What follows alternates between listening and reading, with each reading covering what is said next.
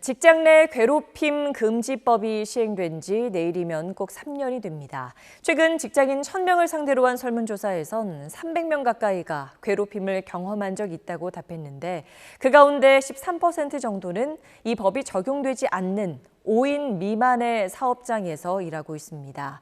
괴롭힘 당해도 도움받지 못하는 상황인 건데 박찬범 기자가 그 실태와 보완 대책을 취재했습니다. 시민단체 직장갑질 119가 운영하는 온라인 상담방입니다. 익명의 직장인들이 괴롭힘 피해 겪어 질문하면 노무사 등 전문가들이 무료로 상담해줍니다. 이때 꼭 확인하는 건 소속 직장의 근로자 수입니다.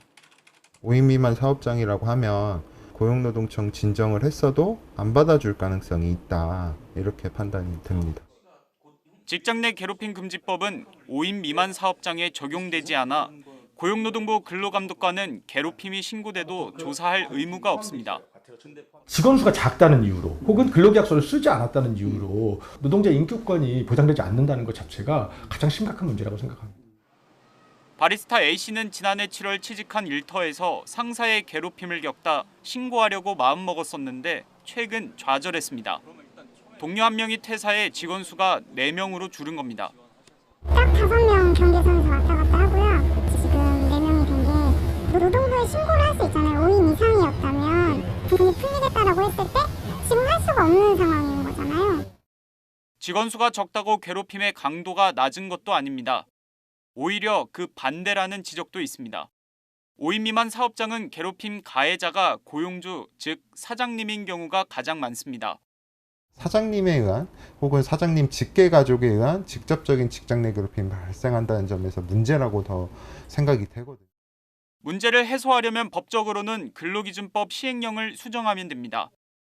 5인 미만 사업장에 근로기준법에 어떤 규정을 적용할 것인지는 대통령령에 별표로 규정이 되어 있거든요. 대통령이 마음만 먹으면 국무회의 의결을 통해서 당장 내일이라도 바꿀 수 있는 것이기 때문에 국가인권위원회도 지난 2020년 7월 5인 미만 사업장을 직장 내 괴롭힘 금지법 적용 대상에 넣으라고 권고했습니다.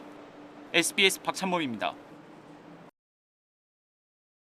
네, 안녕하십니까, 김현우입니다. 더 많은 뉴스와 라이브 이벤트를 보고 싶으시면 화면 오른쪽을 눌러서 구독해 보시길 바라겠습니다. 또 저희 SBS 앱을 다운로드하시면 속보 알림도 받아보실 수 있습니다. 항상 저희 SBS 뉴스를 시청해 주셔서 대단히 고맙습니다.